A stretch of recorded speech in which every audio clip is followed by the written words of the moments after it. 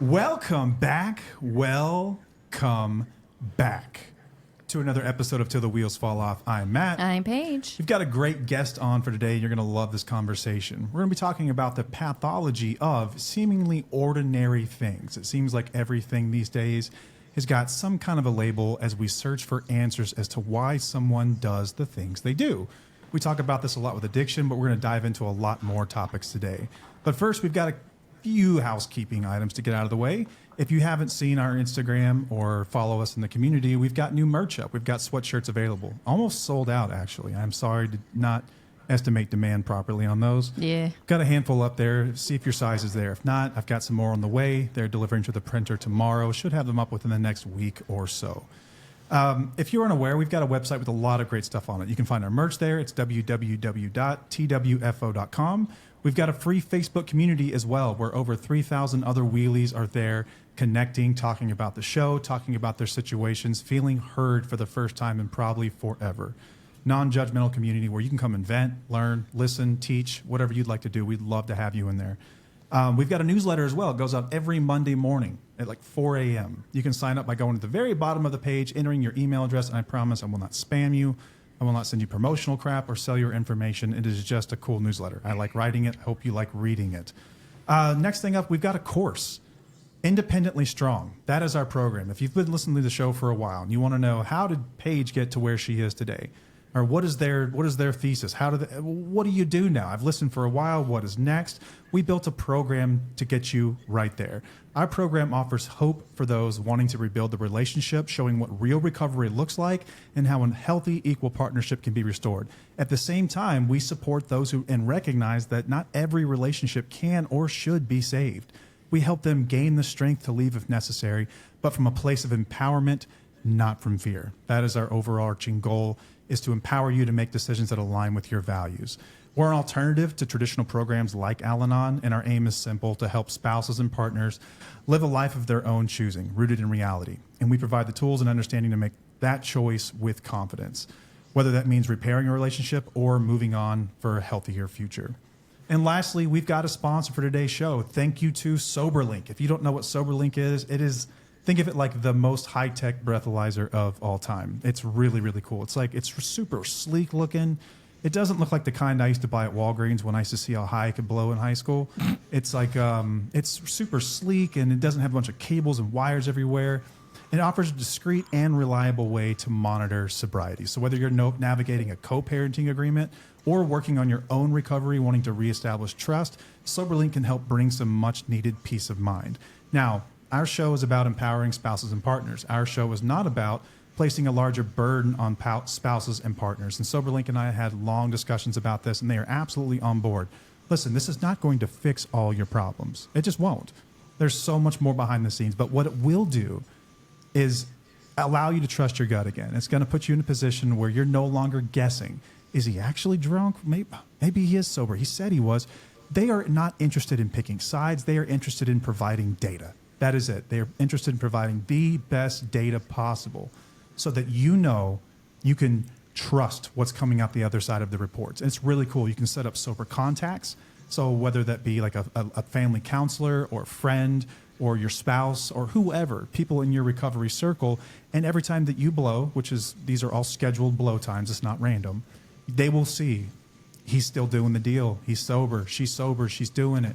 It's a really great way to rebuild trust if that's something you voluntarily want to do. Now, on the flip side of this, when it comes to custody agreements, Paige and I both agree this is the only way we would do this when it comes to custody. You know the information is accurate. So you know that when your children are going off with your significant other, your past, your ex, whoever, that they are in safe and sober hands. And that will give you the peace of mind to make those decisions whether or not you send them out or not. It is court admissible in all 50 states and in Canada, and it offers proof of sobriety when it really matters. And that's why over 200,000 clients trust Soberlink, and it's called the gold standard in court. Soberlink has given our listeners a $50 off coupon by going to soberlink.com/wheels to sign up for $50 off a device. Again, that's soberlink.com/wheels.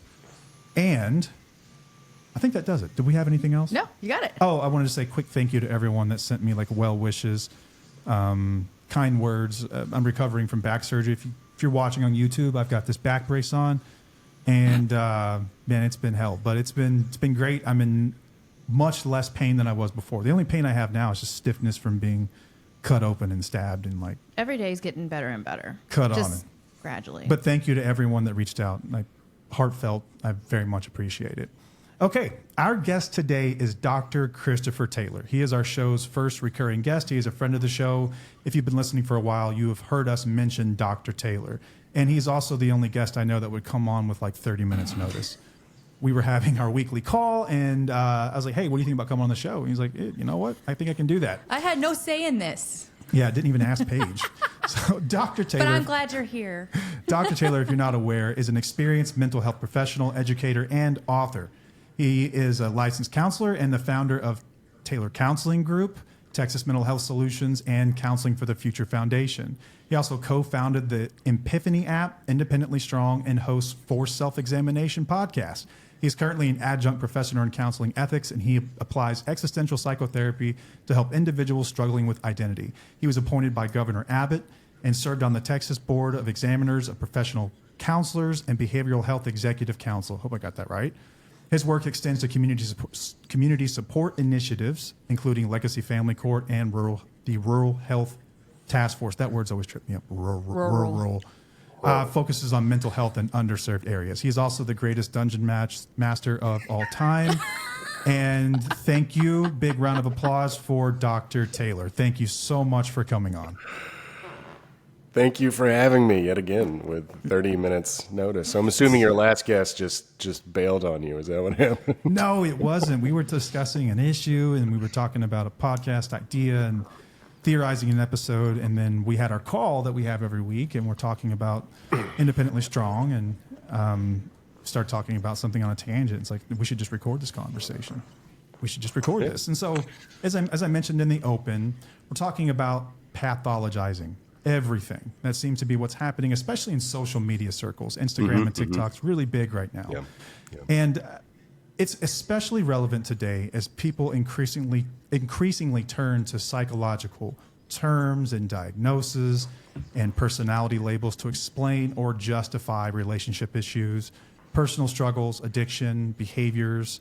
And so we want to kind of figure out, pick your brain. are we right? Are we wrong whenever we diagnose people? Like, can you learn enough about something on Instagram or TikTok to make determinations that lead you to, investigating and going down these like sometimes years-long wormholes where you're labeling somebody? Yeah. And so let's start with just the very beginning. Like, what does it mean to pathologize something? Like, in clinical terms, pathology is what? Oh, yeah, very simple. It's just the study of disease. So it's basically just labeling, and that's kind of like, it's like the fancy word for what do we label this? Some medical doctor did a pathological analysis of your back and gave it a name and said, we are treating him for this, and they have pathologized your back. In mental health, we tend to do this to people, and that creates stigma and labeling. Okay. Yeah. So it's helpful. We can say simply it's helpful. From a scientific standpoint, it's extremely helpful because we need to know what we're doing. And so if somebody has, say, obsessive compulsive disorder, or let's say somebody's just really, really, really tidy and just needs things to be neat, that's very different things, And so a skilled expert would use a guide, a tool like the DSM, the Diagnostic and Statistical Manual.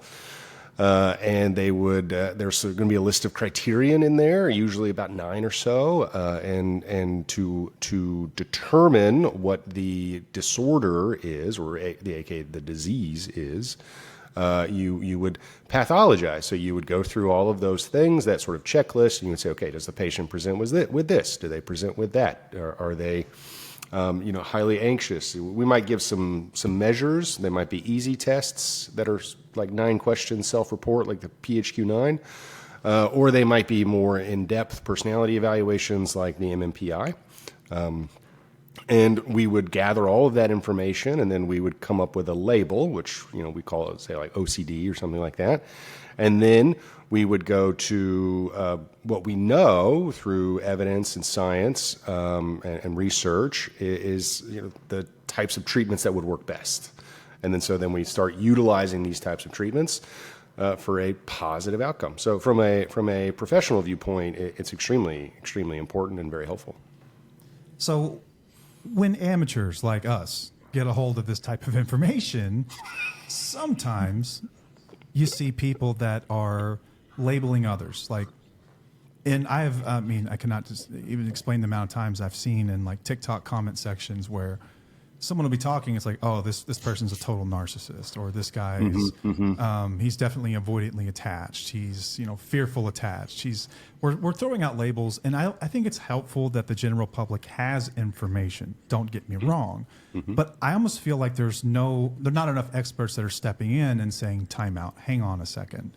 So what is the line, and what does the line look like between using this information in a helpful way and using this information that could be detrimental to your relationships or the way that you understand people in general or your partner? Yeah, it's a great question. And I don't know that there's a clear line out there. In full disclosure, I had 5 minutes to prepare for this, so I did not do research on that question specifically. But there are a lot of opinions on it. Knowledge is power. Okay, knowledge is power. Knowledge can empower us. But knowledge is different than wisdom. And knowledge is, not always used properly. So we've seen this play out through history in a myriad of ways. Just because you can read the DSM, or you bought one off Amazon, or you just Googled it or asked ChatGPT or somebody, and you read what a narcissist is, it definitely does not qualify you to start to diagnose somebody or pathologize them or label them as something, say, like a narcissist. It takes a trained ear, a trained professional. It takes years of experience, guidance, knowledge, wisdom to be able to really fully understand those things and be competent enough to be able to do it.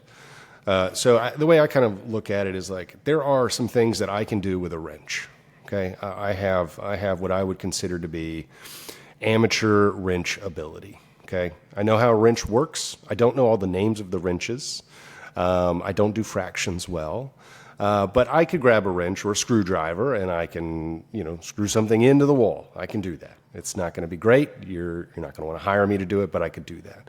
Now, if you wanted me to fix something in your car, I would tell you absolutely not, because I know how a wrench works. I know how YouTube works, but I don't know what to do in your engine. And so you don't want me messing around in there. So that's kind of the analogy I try to use is just because we can use a tool doesn't always mean that we should or that we're using it properly. Okay. So the one that keeps coming to my mind, and this is something that I see more and more, and it's because I think I joined a support group recently for partners of dismissive avoidance. So attachment theory has really latched on in pop culture and pop psychology as like and I think it's got a lot of validity. Before I say anything else, I think it has a lot of validity. But I see a lot of people labeling their partners as dismissive avoidant or fearful avoidant, or I'm anxiously attached or securely attached. And without a whole lot of knowledge on these things, just, you can read a couple of books, you can kind of get an idea about somebody. But this seems like the one to me that is thrown around so heavy. And you've got people out there that are, I don't know, at what point can you label someone else before you have to look in the mirror and say, is there something going on with me for my need to pathologize everything that's happening in my relationship and looking for an answer so that I can fix it? And like, is this even a relationship worth having at all? Like, at what point does someone stop just being an ass and now they're dismissive avoidant, or they have trauma, or whatever it might be, Like, I feel like common sense in some ways has been just cast aside. Yeah, but that's not new though, right? Seems like it's just more prevalent, I would say. It's not new. You're right. No. So I think one of the things we have to combat now is social media. So knowledge is extremely accessible. And your opinion is very easy to share with a lot of people. Before, like in the 1980s, I think in order to get a copy of the DSM, you probably had to go to some like medical bookstore, I don't really know, but it was not available online, at least not in a way that's easy to get. And if you had an opinion about something, you can go to a message board or something like that. But I mean, now you can just take your phone and, do a video of whatever you want. And some of those go viral and some don't. But so we have a lot of those now. So this information is easy to get and it's easy to share and it's going at a radical pace, right? So that sets us up for a struggle, right? For a challenge, in the sense that we have the ability to say all kinds of things, but it doesn't necessarily make them true or helpful. So when we're looking at when you want to look at your relationship and say, okay, so I read this blog post or saw this TikTok video of either a professional or a paraprofessional or just some guy, and they say, okay, these are the things about attachment disorder, the 7 things about attachment disorder that let you know that you're married to a narcissist. I don't know if that is an actual article, but I'm sure somebody will I guarantee it is. I'm sure there's some clickbait out there with that, right? And so you read that and you're like, oh, wow, this is totally my partner. And now you've inadvertently diagnosed them with something. And once we've done that, we've put somebody into a category. And so once you're in a category, people start to expect you to act and behave like you're in that category. And so we do what's called predictive thinking, where we just assume, I know that this is how that person's going to respond. And so once I've made that decision, and it's very subconscious, but once I've made that decision that I know that this is the way it's going to go, I approach it with a self-defeating prophecy. I approach it in a way that like if I know that this person's going to get defensive when I say something, I come in ready to fight. And then that makes them defensive, right? So that's kind of what we've been doing. I don't know if you guys are fans of Animal Farm, one of my favorite books. But have you read it? I think you've read it, right, Matt? I haven't, no. Paige, neither of you have read this book? No. Put it on your Christmas list. Like, it is like a great book. George Orwell at his best. So basically the story is these animals have taken over this farm, right? And they have become, they can talk and walk around and stuff. And eventually the animals decide that they want to live in a utopian society where they're all equal, okay? So they all decide that they're equal. And then they write on the side of the barn, they paint on the side of the barn, all animals are created equal, right? Beautiful idea. But then throughout the story, they decide that they need some jobs and responsibilities and roles and hierarchy. And then all of a sudden the pigs start to just kind of take on certain roles. And then all of a sudden the pigs start walking around on their hind legs, and then they start wearing clothes like the humans did. And then they start telling everybody else what to do because they are not pigs. And then all of a sudden, one morning when the animals wake up, the barn now says all animals are created equal, but some are more equal than others.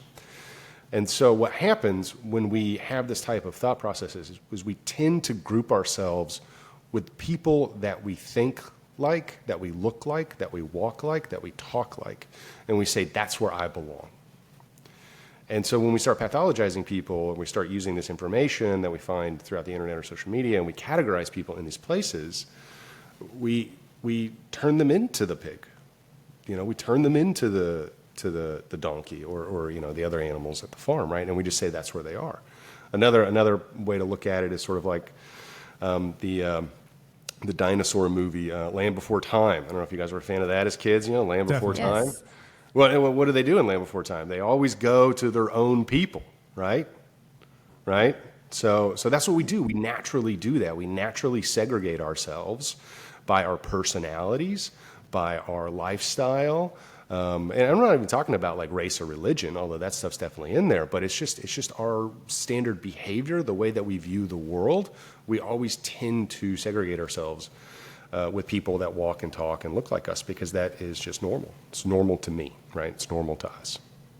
Yeah, like when it comes to addiction, I get asked the question a lot. Like we'll get DMs and emails and stuff like that, and they'll describe a behavior that someone has just done, whatever it might be. Like this guy's been avoiding tough conversations, or he's dismissive of feelings, or he's perpetually late. And people will ask, like, is this an addict thing? It's just like this is addiction, right?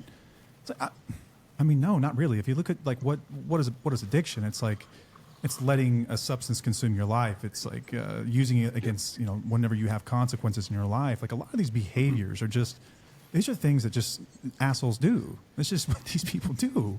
And it's just like, I can't attribute much of this to the addiction, but I think we love to look at someone as a whole and just, it's almost an oversimplification of just what it is to be human and like all the nuances that make up someone's personality. And that's why Paige's big thing has always been like separate the behaviors from the substance itself. And I think you can look at attachment theory much the same way. Like I joined a support group recently, and every question in there is, does your dismissive avoidant also do the following? And it'll be a very specific question about what this person's doing. But I think what we're doing is, and correct me if I'm wrong, is we're reaching out because we don't want to feel alone in all this. And I think that's where there is some benefit to these labels and diagnoses and things like that. It's more or less like, but I think we cross a line, and it's almost unspoken whenever we start to use medical language when we're talking about this stuff. Like the group should be called like a group for people with asshole boyfriends or something like that, rather than like this very specific attachment theory language that sort of paints everyone broadly, like with all these behaviors. And like, it's almost like codependency, right? Like Codependent No More is a very popular book in our space. And if you look at the criteria for what a codependent is, I would argue that every single person in the world fits this criteria for the most part. Like, it's just so broad. Like you can, and that's the thing about pathologies, is that they're rather specific, right? And they're specific to a particular thing. So helpful, not helpful, I guess it's kind of nuanced in that sense, right? Like it's helpful in the sense that we don't feel so alone, but I think that we can really bastardize a lot of this language and create these ideas about someone or a group of people that aren't necessarily even true. No, that's correct. I think community is extremely important. We are social creatures. I think that's why COVID was such a weird and difficult time for a lot of people.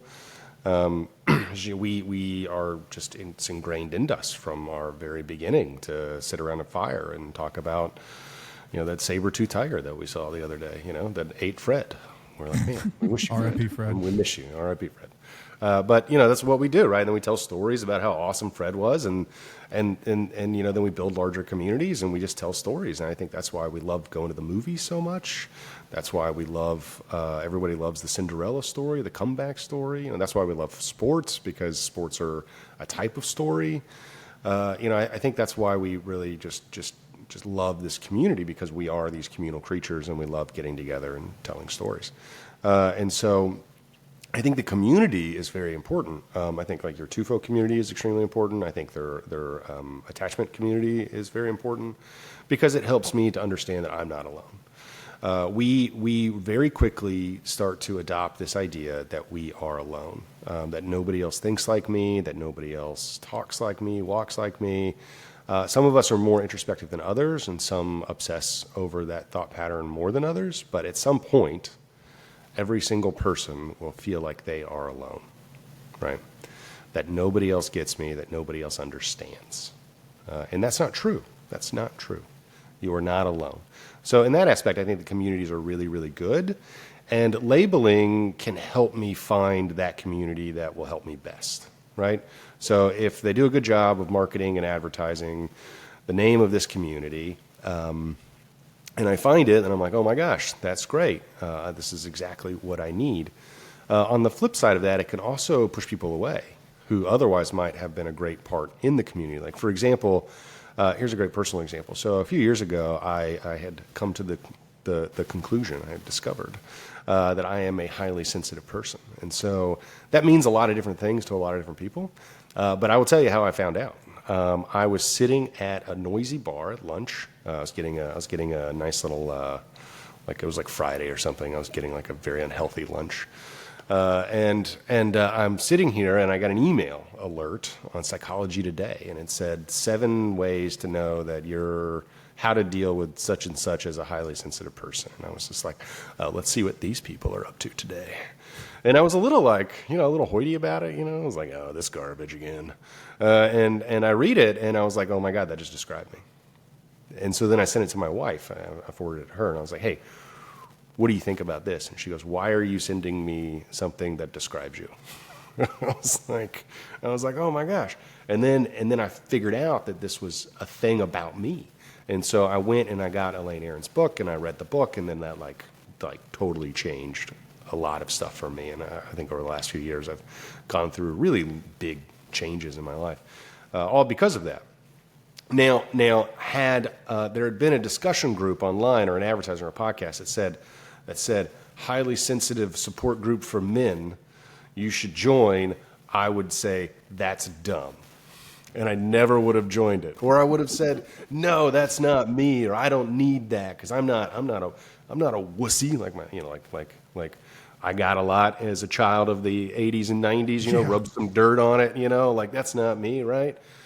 Or I'm not allowed to feel that way because society tells me that I'm not allowed to feel that way, right? I never would have gone into that group, and I never would have had my life change so radically.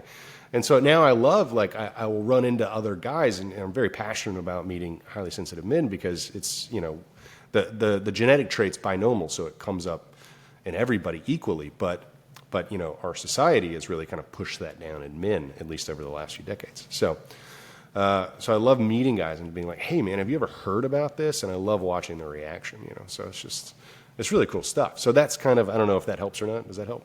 Yeah, no, absolutely it does. Yeah, I feel like we use the labels as a tool, or it's something as validating, and these groups are validating, so it feels good to not feel alone.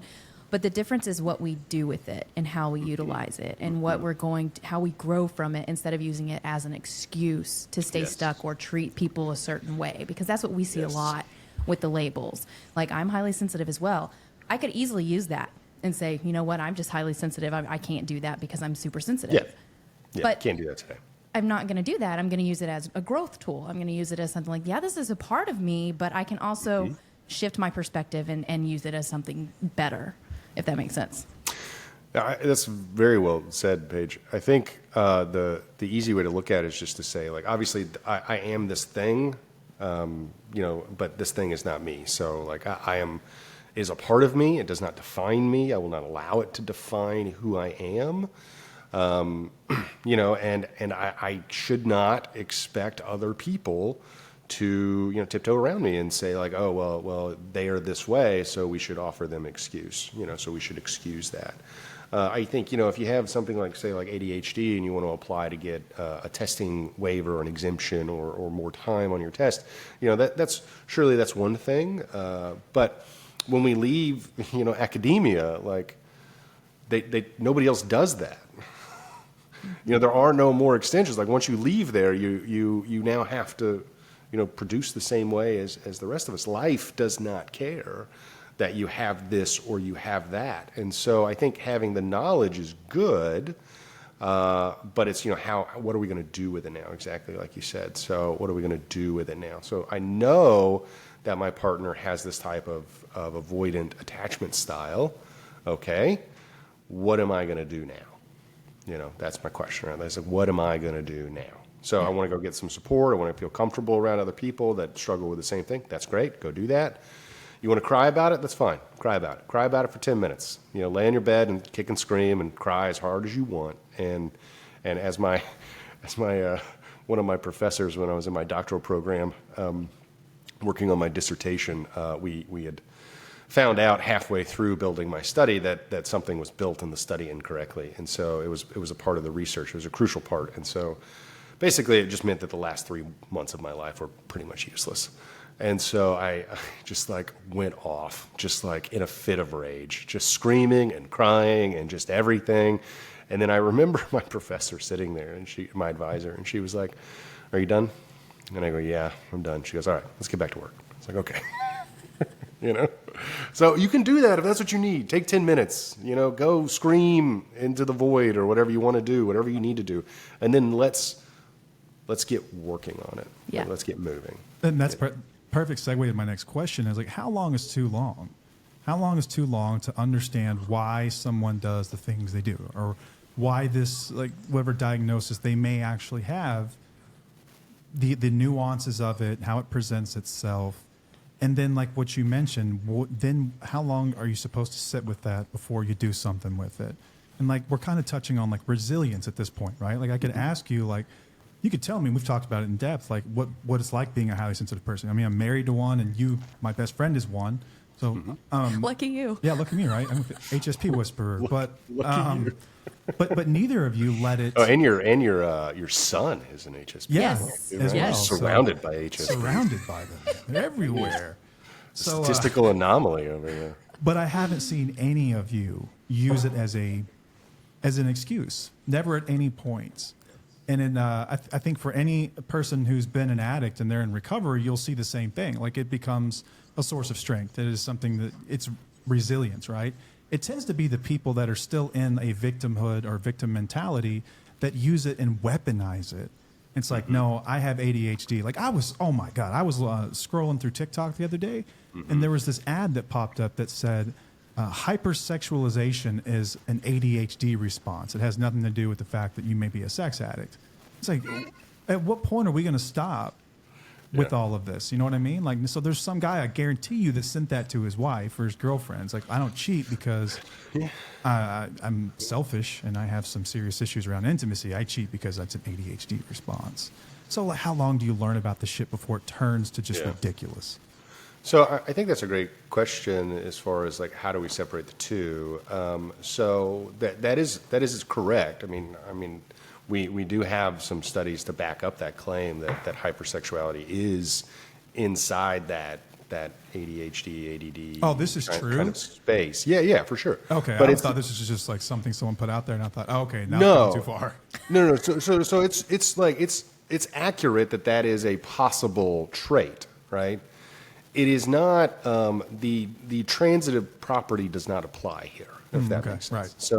So yes, that can be one of the many different ways in which ADHD has impacted your life, right? But it doesn't give you an excuse, right? Correlation is not causation necessarily. Yeah, exactly. And so the easiest example I use is the judge is not going to care about that when you go into the courtroom. You know, the judge says, hey, Matt, they say, Matt, you got drunk and you did something you weren't supposed to do. Maybe it was a domestic violence or DWI or a PI or whatever you do when you're drunk, right? And you got in trouble with the law and they arrested you. Okay. Well, when you get into the courtroom and you tell the judge, well, sorry, like alcoholism is a disease. And so I'm a victim of this disease. And after I have about 4 or 5 drinks, the prefrontal cortex in my brain goes black and is unable to process executive functioning. Therefore, my actions were outside of my control. Thus, I should not be held accountable for my actions for the idiot guy that was drunk. You should go get him. And I'm pretty sure the judge is going to go, cool. So moving on, we're going to go with a guilty verdict, and here's your sentencing, right? So it's like they don't care, right. and I think that's the same thing that applies anywhere else. Just because we have this thing does not mean that you get a get out of jail free card, right? And so if there is a guy that's saying, hey, look, like I cheat all the time, and it's because I have this disorder or this issue, then I can't be held accountable. Well, that's come on, that's a bologna sandwich right there. That's like just, I'm sorry. My mom made me eat bologna sandwiches a lot as a kid, so we would just be like, that's a bologna sandwich. Like, that's so gross. I have nothing against bologna or those of you that like bologna, but just a personal. She also would cake it in mayonnaise, and so Yum. So I couldn't I love eat mayonnaise. that shit. I couldn't eat mayonnaise until I was 30. From the age of 14 to 30, I couldn't eat mayonnaise. I would just throw up immediately. Does this fall into the same category of foods as pot pie for you? Yes, it does. Okay. Forced down your throat, your goal as a kid, never touching again. Can't do it. Yeah. So is there, so you've worked with tons of people and couples over your career. Is there a point at which you let people process this stuff and now you say, okay, now what are we going to do about it? And how do you find that line? Is it different for everyone, or? Yeah, it's absolutely different for everybody. The big thing is the victim mentality, right? Of getting us away from the victimhood, from being the victim. And yes, sometimes things in life will happen to you, and you are a victim. Yes, by definition, you are a victim of that. But you don't have to keep being a victim, right? You can choose to move on. You can choose to change. You can choose to grow. You can choose, to be however you want to be. You can choose to be, happy or sad. It's up to you. I believe, and this is very controversial, but I believe that happiness is a choice. I also believe that happiness is not the answer, that it's not the goal of living. The goal of living is not happiness. If your goal is to be happy, then I promise you will always be unhappy, because you're always looking at everyone around you who are suspiciously more happy than you for some unknown reason that we just can't figure out. So if I'm working with a patient and we are trying to process through something, we discover along our way. Actually, Matt, you and I, we worked together on a case once. Yep. All ethically correct. There was a release of information signed, and Matt was the sober coach for this patient, and Matt did an amazing job as a sober coach. It made my life a lot easier. Thank you very much. Because he would text and email a lot. So, no, I'm kidding. But it was great. It was a great experience, and Matt did a wonderful job. And what I found for this particular patient was that he discovered in our work together that he was an HSP. He was a highly sensitive person. And what was really cool about that is for HSPs and alcohol use, there's this very magical thing that happens when you use a specific amount of alcohol as an HSP, which is that your central nervous system shuts down. It's wonderful, isn't it? And you stop processing things. And it's like this cool moment where you're just like, oh, this is what normal people feel like. And so for HSPs, especially if you have the drinker gene, right? So we've identified this gene that if it's activated in your genetic code, like you're predisposed to becoming an alcoholic. Right? It doesn't mean that we will. It doesn't mean that you will. And it doesn't mean that you can't drink normally. It just means that you are more likely to become addicted, right? And so if you have both of those turned on, then nature has really set you down a course, and so you have some choices here that are going to be challenging to make. And for him, for this particular patient, he was choosing to go home every day and numb with alcohol very aggressively, and that caused some anger responses, that caused some issues in his marriage, and that caused a lot of problems. And then all of a sudden one day he learns this information. And now everything that he had in this lens changed. It all changed. The acts themselves didn't change, and the work that he had to do was very, very hard and very challenging. But the lens in which he viewed the world, his problems, changed radically. And he realized that he had choice, that he could choose a sober life, and he chose that. I believe is still sober today now. Yeah. Several years now, 1 year, 2 years. Yeah, right around 2. Yeah, right around 2 years. So you can do all that. And that started with him saying, okay, I've discovered I am this thing, or that this thing is in me, right? I have discovered that. With knowledge, I have changed my viewpoint, and now I'm going to choose to not be a victim. And that's what he did. He chose not to be a victim and empowered himself. Took ownership of his problems in the relationship. He and his wife they were separated. They got back together, did some really hard couples therapy. She, came to her conclusions, and through their work together, they are very happy. So when it's someone with the disorder or the issue, it like we've just talked about that case, and then your own personal case, and then mine and Paige's as well, it can be really empowering when you have this information about yourself. But a doctor can diagnose you, but I think that the most meaningful diagnoses are those that we make ourselves, when we accept whatever it is that is going on with us and we decide to do something with it. I think it's a little harder on the other side of it, like being in Paige's shoes when I was in active addiction, or like anyone that's listening, and knowing the truth about their partner, whatever it might be, and they may have come to their own conclusions. Oh, he's totally a narcissist. He's definitely fearful, avoidant. He is an alcoholic. There's all this information that you have, and there's a lot of shame and guilt and anger that comes with that.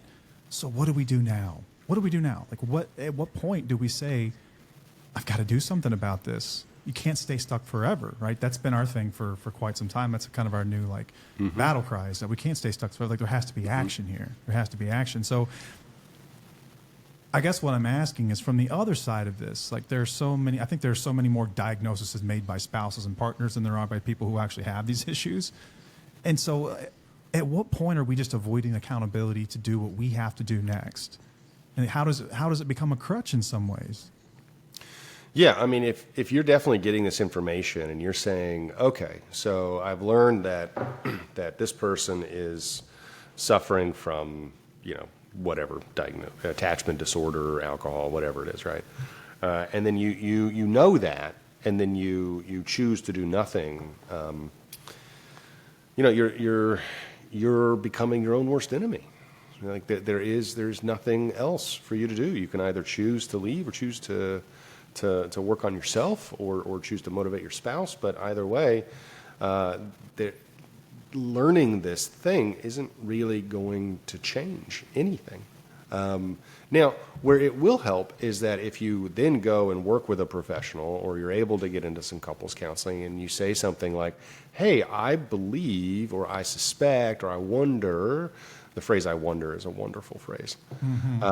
I wonder if Jim is, sorry to all you Jims out there, if Jim is suffering from some kind of attachment avoidant issue, or avoidant attachment issue, and then the mental health professional or whoever you're working with can say, okay, if that's the case, here are some of the things that we would know about and look for, and then now here are the tools that we can use to combat those things, right? So, I'll keep coming back to HSP, because that's something for me, right, that I know very well. And so I know that my wife has this big, massive family, and she was smart. She didn't introduce me to them until we were, really together, okay?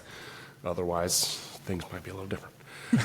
Huge, massive, awesome family. They're super cool, but, they're so big that, it is, whose birthday is it this weekend? It's, nonstop.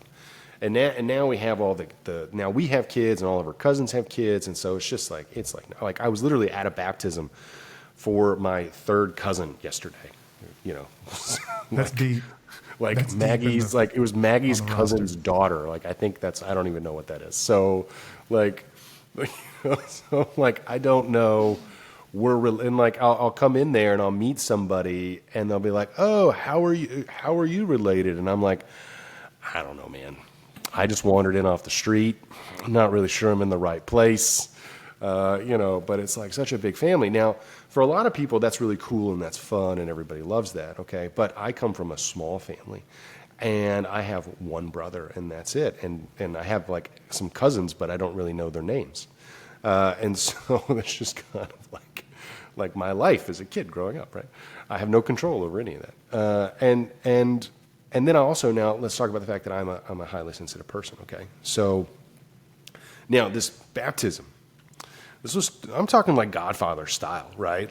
Do you renounce Satan and all your evil ways? The whole family's there, everybody's there, and it's noisy and it's loud, and it's a lot of people I don't know, and they were having quiche, and I'm not a quiche fan, so I got to smell quiche all the time.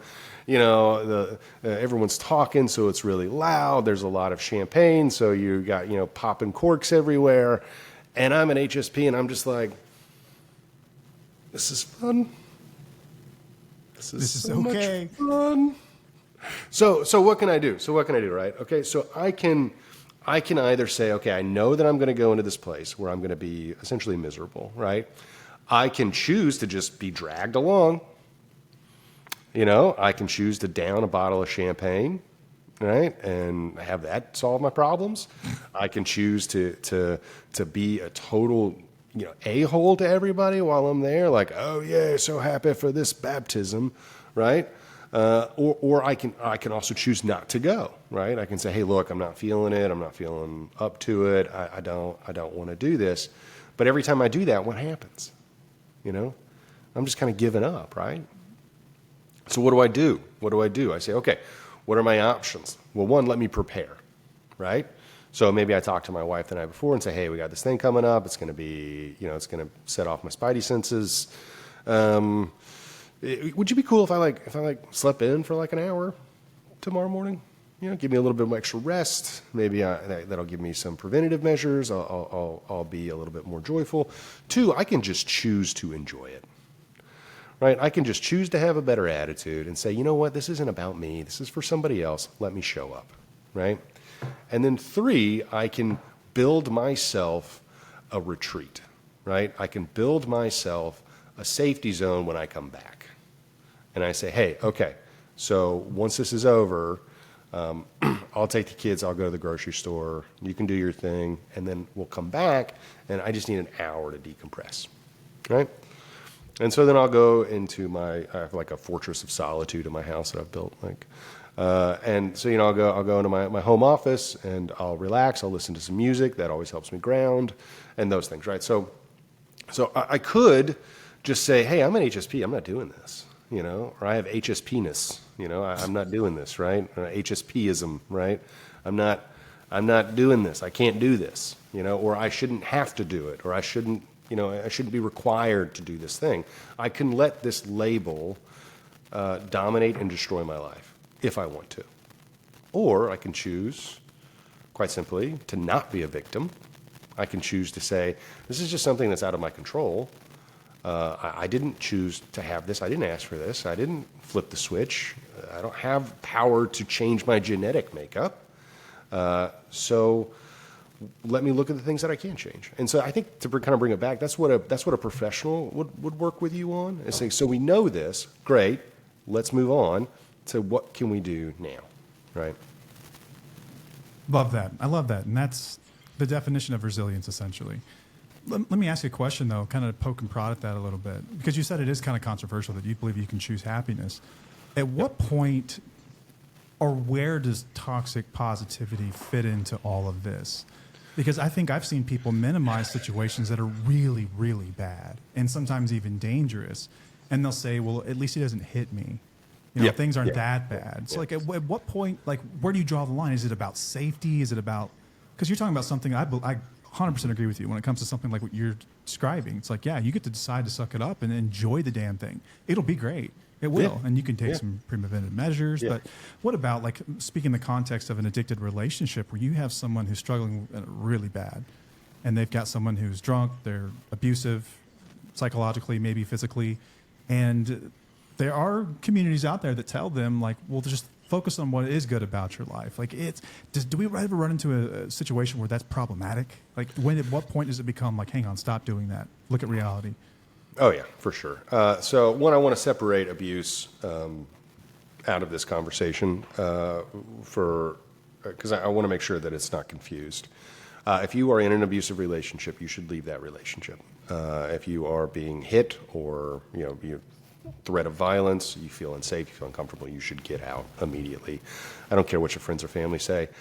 I don't care what God says. You need to get out before you are dead, because it will lead to something very, very unhealthy for you and your children. And I think, Matt, actually, you sat on a jury trial about a case like that. I did, absolutely.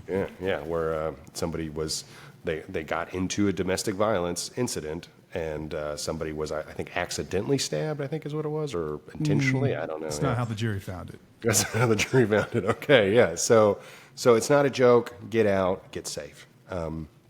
If your house was literally on fire, would you be like, wait, no, we should consult with everybody first and get all the photos off the wall? No, you get out of the house.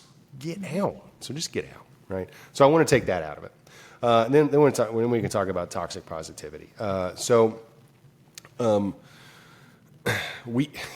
of going back to social media. And again, I don't want to be like a social media basher and say it's all social media has ruined everything for us, because all tools, like the printing press and everything that came before it, it is a valuable tool that can do some great stuff. But there was a phenomenon that happened in 2009, and that is the year that we first started tracking preteen suicide on an index, because it became significant. Before 2009, preteens just didn't really kill themselves. It wasn't a thing that they did. It was not behavior they engaged in. And then in 2009, they started doing it. I find it very interesting that that's when Instagram was released as an app on your phone. Mm-hmm. So, again, you come to your own conclusions on how to utilize social media for you and your family, but just be aware, right?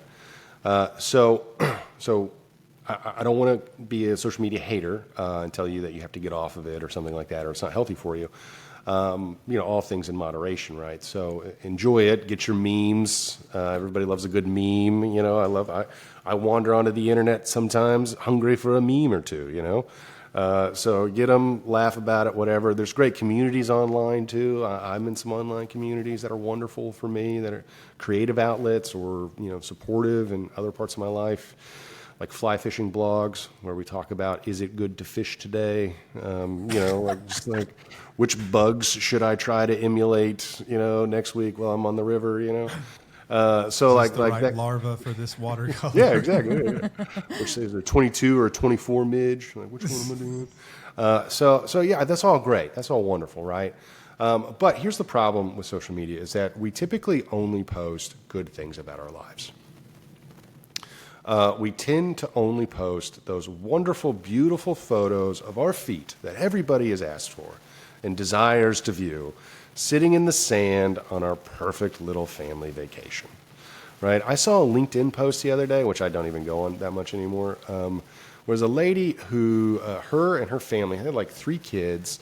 Her and her husband both own their own businesses, and she took a photo of her family on vacation and was like, it's so great to be away from work, and we finally got our own family vacation. And then she's like posting this on LinkedIn, like while she's on vacation. And I was just like, lady, like, just be with your family. Be with your family.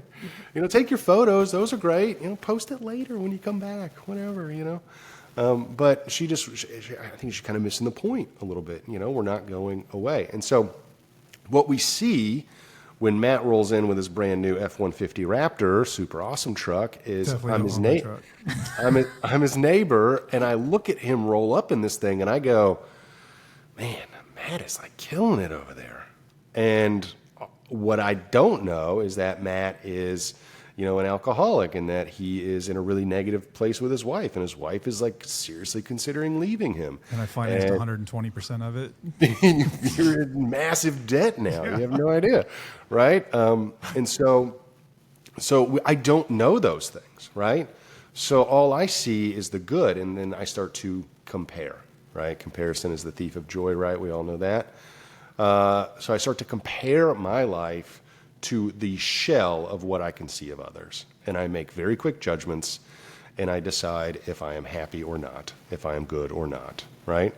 And so when people say you should focus on the good things in your life, yes, that is true. You should do that. You should focus on gratitude, and you should be happy for what you have and for what's in your life and all that stuff. However, there is always time to be sad.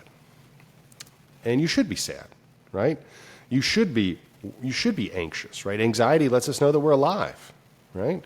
Without anxiety, we'd all be walking around in a Zoloft coma, which, sounds great, I guess. We'd all be like the characters from WALL-E, in our little chairs, right? The humans from WALL-E, just being bussed around. We should be sad, because if you're at your mom's funeral, like, you probably want to be sad there, right? So happiness is not the answer. It's not our goal. Our goal is to better understand our capacity for emotional regulation, and how to connect more deeply with those around us. That's it. So someone in a relationship where there's a lot of psychological abuse, gaslighting, there's lying, there's all these behaviors going on, do they just say, well, it could be worse? Or at what point, what I'm asking is, at what point do we say, the shit stops now? Like, I can't deal with it beyond this. It's when it starts to affect us. Is there some kind of physical indicator? Yeah, I don't have a direct answer for you there, unfortunately. I think we all kind of have a bit of a bullshit meter. And, I like that. you know, when your bullshit meter gets to a certain level, you're kind of like, okay, I'm done now. I am now done, right? You know, I mean, I think about it with my kids, right? It's sort of like, hey, I tell them to stop. We're having fun, right? We're doing something crazy. We're running around the grocery store, right? The floor will be lava in 10 seconds if we don't get out of the produce aisle, right? And we are having a blast. We're having a great time. Nobody else in the store is having a great time, but we are having a great time, right? And then, you know, we play another game, and then we play another game, and then we get to a point where I'm like, okay, I actually do need to check out, so I need you to stand still for 5 seconds. And then they don't. You know, you sort of get like, okay, all right. And then it's like, and then they still don't. And you're like, all right. And Paige has no idea what I'm talking about because she's a perfect mom. Sure. But, Yeah. but, and then you get like to that whatever it is, you know, and you're just like, okay, now the switch is flipped, right? So I don't know what it is for you. I don't know what your level of tolerance is. I don't know what your background is. I don't know what your history is. You know, I don't know the how hurtful or painful it is that this person is doing to you. One of the questions I would ask is, you know, is this what you feel like you deserve? You know, are you living a life that you feel like you deserve? And I think the sad part is that oftentimes we have sort of categorized ourselves and labeled ourselves and said, well, I belong with this group of people. And so I am supposed to tolerate the behavior of this group of people because it's where I belong. It's as good as I can get. So, last question here about labels and the pathology of seemingly everything today, whether it be addict or such and such attachment theory or ADHD or whatever it might be. I have this theory, and I don't think it's singular in the sense that this is the only thing that people are trying to do, but I think that so much of it is that we're trying to solve a puzzle. The more that we can learn, the more that we can label, the more labels we can gather and apply on somebody, the more we can figure out how to fix them. Yep. We can fix them, right? Because that's the question we generally get asked is, how do I fix them? And you as a mental health professional, do you see this as well? Do you see people come in the office and it's like, how do I get them to do X, Y, Z? And the sessions end up being all about the spouse rather than them. How do you shift that focus? Yep. Every single patient I've ever had has always said the same thing in the first session, which is, I just want. They've all said that every time. I've said it too. I just want. I just want. Well, you just want that one thing. You want them to change. You want this. You want to be happy. You want whatever it is. But you get it, and tomorrow you're going to ask that question again. You're going to say that thing again. I just want. I just want. It's not. I think a good way to look at it is it's not about fixing, because you're not broken. Right? We fix things that are broken. Well, you're not broken. You know? We fix backs, right? You know, chiropractors, Fingers right? crossed, yeah. Yeah. Chiropractors got a whole job, fix stuff, right? Fix your back, right? You break something, you break a bone, well, we'll fix that bone. You break a window, okay, we can fix that window, right? But we're people. We don't fix people. That's not the goal. You got ADHD, okay, you're gonna have ADHD for the rest of your life. That's great, awesome, cool. Who cares, right? You get some medication, awesome. That helps you. You're able to focus better. That's great. That's an edge. Awesome. Use it. But there's nothing to fix because there's nothing wrong with you. Right? Right? Live as a human in part of the human condition. Right? We're not here to fix people. You cannot fix your spouse. You cannot fix your friends. Your mom has been trying to fix you for a long time. And she is really, really bad at it. But she's quick to give free advice, right? Call your mother. Listen to your mother, right? but we can't fix people, right? So if Jim is the way Jim is, you know, we can either tolerate this and say, okay, you know, I'm okay with this. I'm going to continue to live this way, or we're going to work on it. I love this person. I believe that they can change and that they want to change, and then we can do that. Or maybe it's just as simple as just learning better communication skills, Maybe it's just as simple as actually listening actively instead of listening for your turn to talk, right? Because that's what most of us do, is we sort of have decided, well, like we get into this fight and we're like, we've been here before, and we talked about this predictive thinking. So I'm not really listening to you. I'm listening for you to go, so I can jump in. Yeah. Right? And like, no, you stop talking. That was a pause. It's my turn now, And that's what we do, right? We do that, waiting for our turn to talk, to justify ourselves, to be the prosecutor, to justify our viewpoint on things. When really, the simple solution is, let's listen actively. Let's hear that person. Let's be empathic. Let's try to be in their shoes with them. And then we can make a choice. Either we can work on this together and we can figure it out through, professional help or coaching or self-help books, whatever it is, or, break up, separate, get out of the relationship. I know it might seem impossible now, like you're in quicksand or you're stuck or you're trapped, but a decade from now, we won't feel that way. Yeah. Yeah, and I think you've highlighted something there. It's like things can get to a point where your values are being stepped on so much that it's just untenable. And more understanding, more knowledge, more reading, more research, more TikTok videos are not going to fix this person. So It's true that we cannot fix other people. At some point, you have to decide what you're willing to tolerate and what you're not. And then you have a decision to make. Yeah. And you're right. It won't be the end of the world. Yeah, and I want to be clear, I'm not advocating for people to break up. I don't think that's the simple solution. I'm not advocating to tell these other groups that they're doing something wrong or anything like that. But I am advocating for you. So if you are in an unsafe place, you should get out of that unsafe place. You do not have to be a victim. You can be empowered. You can empower yourself. You can choose to be happy. You can choose a life that you want. You can choose to be anything.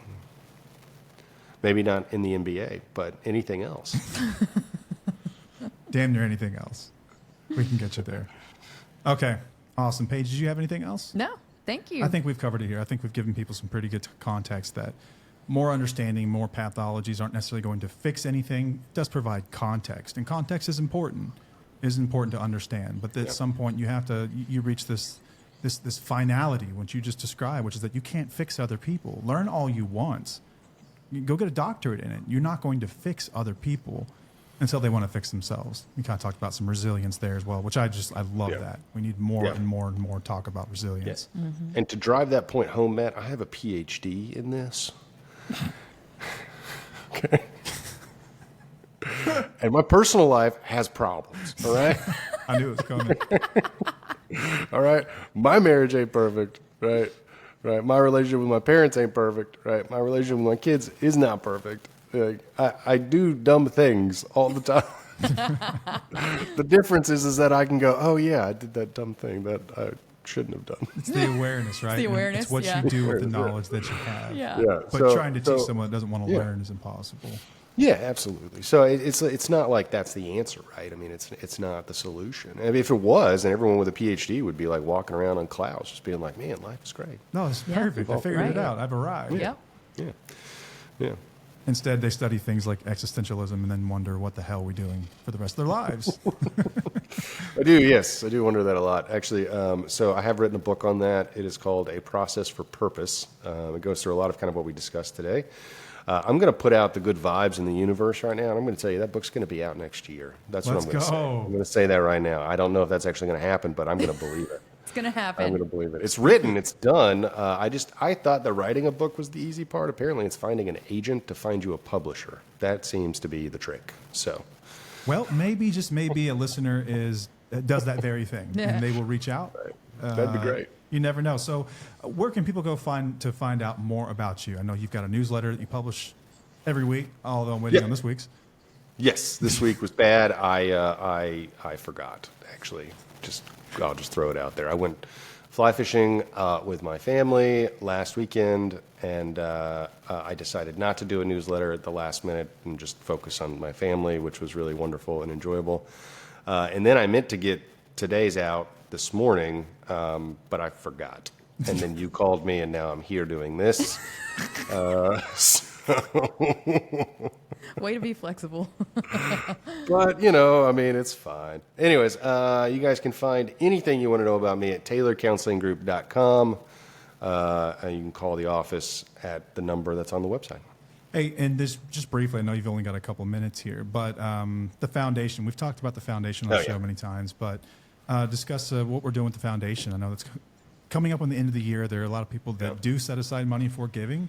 And so if you're considering it, how about this? So the Counseling for the Future Foundation, we started a couple years ago. Essentially, one of my support staffers, who's a student in school studying to be a therapist, just kind of asked to chat with me. She had found out her dad had had a really bad financial event occur and was now unable to pay for her school. So that she was going to have to drop out of school and go get a full-time job or take out huge loans, and she just didn't want to do loans. And you know, I mean, basically it was like, my dream of becoming a therapist is over. And she was about to quit and everything. And so, you know, I realized that this is a significant problem, that what we have is, you know, one, Texas ranks last in access to mental health care, right, which is just terrible. So our rural counties are not getting what they need. Our cities are not getting what they need. You know, our veterans population is not getting what they need. And a lot of this is because we do not have enough therapists out there. You know, there's about 30,000 licensed professional counselors in the state, 70,000 in total if you count all mental health professions, and Texas is a big state. So it shakes out to be something like 800 to 1, right? Well, one therapist can't treat 800 people. So you know, we find that there are several therapists or people that wanted to become a therapist that couldn't do it because they couldn't take on the loans, right? The loans is because you remember you got to get a master's degree in this, right? This is not cheap. And some of these schools are private schools. It's just very expensive to become a therapist. And then, you know, you're not making, you know, NBA money, right? You're not like Shaquille O'Neal. They're not going to make you a custom Cadillac, right, to fit your body size, you know? Like that, you just don't. I mean, what you're hoping to make maybe in the mental health field is like $85 a year, if that, you know, it's not great. And if you go work for a school system or a nonprofit or a mental health, local mental health authority, you're talking about way less, right? And those are the people that need help the most. So we offered to pay for this girl's school. We're just like, hey, we'll just pay for it. So we picked up the tab and we paid for her school, and she was able to stay in the mental health field and was actually able to get a job working in a school system as a counselor, providing very, very needed therapy to kids that otherwise would not have access to it. And so that's kind of the idea behind the foundation, is that we take a very relaxed approach to fundraising and just relaxed and fun. That's kind of the vibe we have. We keep costs low. I think we have pretty much no administrative costs. And so every dollar we raise goes to provide a full ride scholarship to a student in school studying to become a therapist. Today, I think we have our 4th candidate in school right now, actually, I think. And so she was blown away when we told her that, hey, you don't have to pay debt. Like, you're not going to have debt. You're going to be able to walk out of here without any debt. And you might ask, like, wow, aren't there other programs like this out there? And no, there are not. The more you move up in academia, I think a lot of people don't really know this, is that the higher you move up, the fewer and fewer grant dollars and scholarships are available to you. And especially when you go into a place like mental health, it's virtually non-existent. Or there might be like a $500 one. And yeah, every dollar helps, yes. But abnormal psych textbook is like $250. So, you know, like yes, every dollar helps, but in many ways that's just kind of a drop in the bucket, and there's not enough of those to string together, you know, to really make a big impact into somebody's life. So you just find that you get fewer and fewer resources. And so this is what we wanted to do. We just said, hey, we want to raise money. We want to put at least one kid through school. We did that. And so we want to keep doing it. Yeah, it's the coolest feeling in the world on the other side of that. Because we just look at, you know, we have a criteria, whatnot. We've got tons of applicants, and you're going through these. And then whenever you hear the other person on the other side of the phone, like the joy and just the shock in their voice that they're not going to have to pay for school, and you know how badly they want to help. That is the coolest feeling in the world. Like, that is the coolest feeling in the world. Yeah. So if therapy has impacted you in some way, has been a positive thing for you in your life, I would love for you to help us pay it forward by donating to the charity or to the foundation. It is a 501c3, so that is a tax break for you, and you will definitely help somebody in need. And don't worry, you don't have to give us $30,000. Because we also provide a monthly stipend for them as well, or a semester stipend for them as well that helps pay for their books and other things. So, I mean, if you can give, $10 a month, that's going to pay for a book for somebody at the end of the year. So whatever you can do is more than enough, and we appreciate you and thank you. Yeah, and you can find out more by going to counselingfutures.org. You can donate, read more about it. Everything you need is there. All right, well, I think that does it. I know you've got some other meetings to get to. Thank you so much for making this one. Yes, thank you. Thanks for doing this on the fly, and hope to have you back on the show in the future. So yeah, anytime. Thanks, Doc.